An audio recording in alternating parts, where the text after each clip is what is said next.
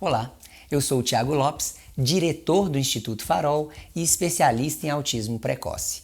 E hoje vou falar sobre um tema muito sério. Vou falar sobre a cura do autismo.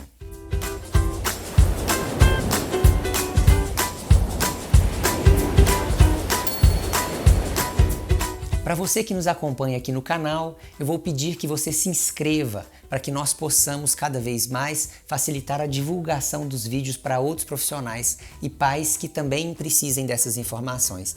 Não se esqueça de compartilhar os vídeos nos grupos que você participa para que outras pessoas possam se beneficiar desse conteúdo.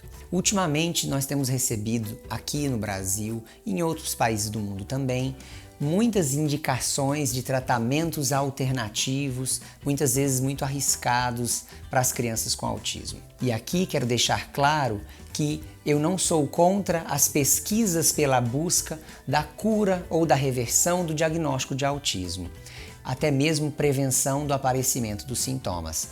Só no ano passado, mais de 50 mil novos produtos foram testados para as crianças com autismo somente nos Estados Unidos. E existem buscas e pesquisas tanto farmacológicas, quanto genéticas, quanto de terapias precoces e ultra precoces para reverter os sinais do autismo. E esse é um trabalho absolutamente necessário e importante. Mas o que a gente não pode permitir que aconteça é transformar os nossos filhos em cobaias. Nós temos um cuidado imenso com coisas muito mais simples do que um transtorno do neurodesenvolvimento. Por exemplo, o batom que as meninas usam, o perfume que nós usamos, frequentemente precisam de estudos com grupo controle aleatório, que são estudos bastante robustos, com grupos grandes, que verificam se aquele produto não vai prejudicar a sua pele, se não vai causar alguma alergia, se não vai causar mal à pessoa que está usando o produto. Mas para crianças com autismo, ultimamente, temos testado de tudo e muitas coisas às vezes até absurdas.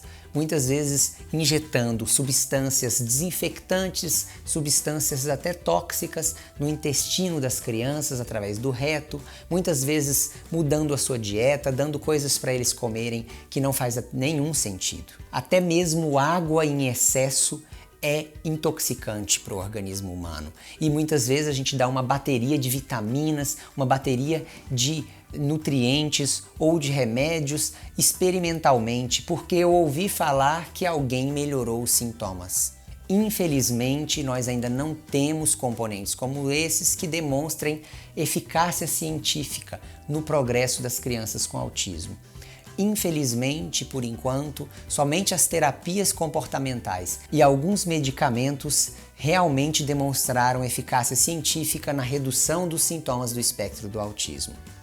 Quanto aos medicamentos, é sempre importante que eles venham por indicação médica, por profissionais que sejam especializados na área do autismo, que não seja MMS, que não seja injeção de substâncias desintoxicantes para o intestino da criança, porque nada disso tem uma demonstração robusta científica de eficácia. Nós não liberamos remédio nem mesmo para dor de cabeça sem demonstração científica de eficácia e frequentemente estamos usando os nossos filhos como cobaias, tentando ensinar de formas que não funcionam, tentando utilizar medicamentos e coisas que não têm demonstração para melhorar os sintomas. Hoje em dia, somente os modelos baseados em análise aplicada do comportamento, seja o modelo precoce de Denver, seja o PRT, seja o Verbal Behavior, seja as intervenções mais clássicas baseadas em ABA, análise aplicada do comportamento, é que tem demonstração científica de eficácia. O suporte farmacológico, como eu já disse, também pode vir a ajudar na redução dos sintomas para algum aspecto específico, mas nunca vão promover, pelo menos por enquanto, nesse ano de 2019, nós ainda não temos nada que realmente garanta a cura do autismo. Muitas vezes a gente tem relatos de crianças que perderam o diagnóstico. Isso sim já acaba sendo mais possível, mas vamos refletir um pouco no que quer dizer perder o diagnóstico de autismo. O diagnóstico de autismo é um diagnóstico que hoje em nossos dias, apesar de muitos indícios genéticos e de alterações genéticas que possam levar ao autismo, é ainda um diagnóstico comportamental. Ou seja, eu observo os comportamentos da criança e se o nível de diferença em relação às crianças típicas para sintomas como contato visual, falta de gestos, falta de atos comunicativos, comportamentos repetitivos e estereotipados, andar na ponta de pé. Se sintomas assim mostram uma diferença significativa para a população típica, ou seja, com um desenvolvimento típico, aí sim podemos estabelecer o diagnóstico de autismo. Se a intervenção da criança acontece de forma precoce o suficiente, intensivamente e com qualidade, nós podemos ter sim um nível de reversão dos sintomas tão importante que esses sintomas que antes eram verificados num nível bastante dissonante da população neurotípica, hoje estão muito mais próximas dessa população.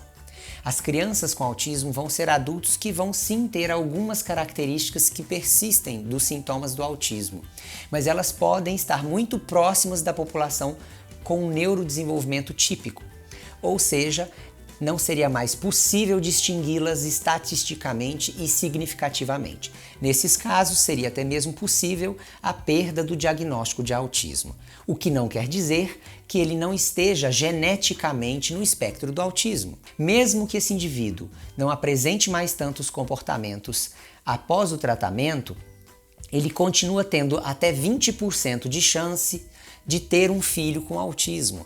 Ele continua tendo algumas alterações no seu comportamento, que são menos significativas do que anteriormente, mas que continuam presentes. Então, é possível perder o diagnóstico? Sim.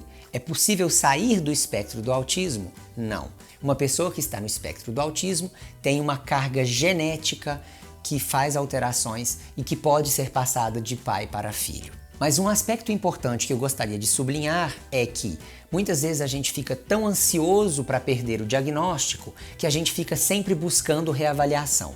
Primeiro, não adianta a gente reavaliar a criança todo mês ou buscar outros e outros neuropediatras para fazer a avaliação. Uma vez que o diagnóstico está fechado, precisamos dar um tempo de intervenção para que a gente realmente possa reavaliar essa criança. Esse tempo de intervenção vai ser designado frequentemente pelo neuropediatra, que tem condições de avaliar qual é o período ideal, segundo as condições da criança, para que ela possa ser novamente reavaliada. Muito cuidado também no desespero que muitas vezes nós temos como pais ou profissionais pela perda do diagnóstico. Perda de diagnóstico também significa perda de potenciais benefícios futuros. Ah, mas hoje o diagnóstico de autismo não dá acesso a quase nenhum serviço. Bom, gente, leis mudam, contextos mudam. É muito possível que no futuro nós tenhamos tratamentos muito mais eficazes, até mesmo para adultos com autismo. Se você não tem o diagnóstico que comprove Se você não tem um diagnóstico que comprove a dificuldade da criança, pode ser que no futuro você tenha dificuldades a acessar esses tratamentos. Então não tenha tanta pressa. Reduza os sintomas. Traga sim a sua criança para uma proximidade de funcionamento que permita ela ter uma melhor qualidade de vida. Mas não tenha tanto desespero em perder o diagnóstico. Deixe o diagnóstico guardado, isso vai servir para o futuro. Se ele precisar prestar concurso público, se ele precisar efetivamente de alguns benefícios como suporte na hora das provas ou das avaliações, tudo isso pode ajudar muito o fato dele ter um diagnóstico. Então, não existe cura para o autismo, mas existe a possibilidade de ajudar as nossas crianças a ter um desenvolvimento muito próximo do desenvolvimento típico, que permita a elas uma vida feliz, uma vida com qualidade, sem tantas dificuldades. E aqui, gente, não é só um pensamento de normalização dessas crianças. Vamos lembrar, as crianças com autismo sofrem muitas dificuldades, que não são só o preconceito, mas também dificuldades de não compreender as regras sociais, de não conseguir interagir, de muitas vezes quererem se comunicar e não conseguirem.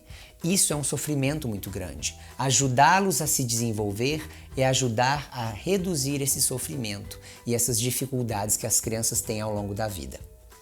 Esse é um vídeo um pouco mais polêmico, mas é uma coisa muito necessária de ser discutida hoje em dia, especialmente com tantas tentativas de tratamentos alternativos que têm causado prejuízo para as crianças e para as famílias.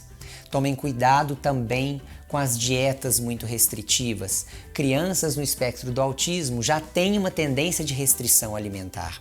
Não se esqueçam que dietas muito restritivas, sem o acompanhamento de uma nutricionista, pode muitas vezes levar a deficiências de nutrientes específicos, por questões que não sejam necessárias para a redução dos sintomas. Até mesmo porque as provas e as demonstrações científicas de eficácia para os trabalhos que envolvam somente a questão nutricional ainda são muito frágeis. Então consulte sempre um nutrólogo ou um nutricionista caso você queira implementar alguma dieta específica. Muito obrigado pela sua participação. Espero que esse vídeo tenha contribuído com você, seja você pai ou profissional. Não se esqueça de deixar o seu joinha, o seu comentário e de compartilhar o vídeo para ajudar a divulgar o canal e ajudar outras pessoas. Muito obrigado pela sua participação e até breve.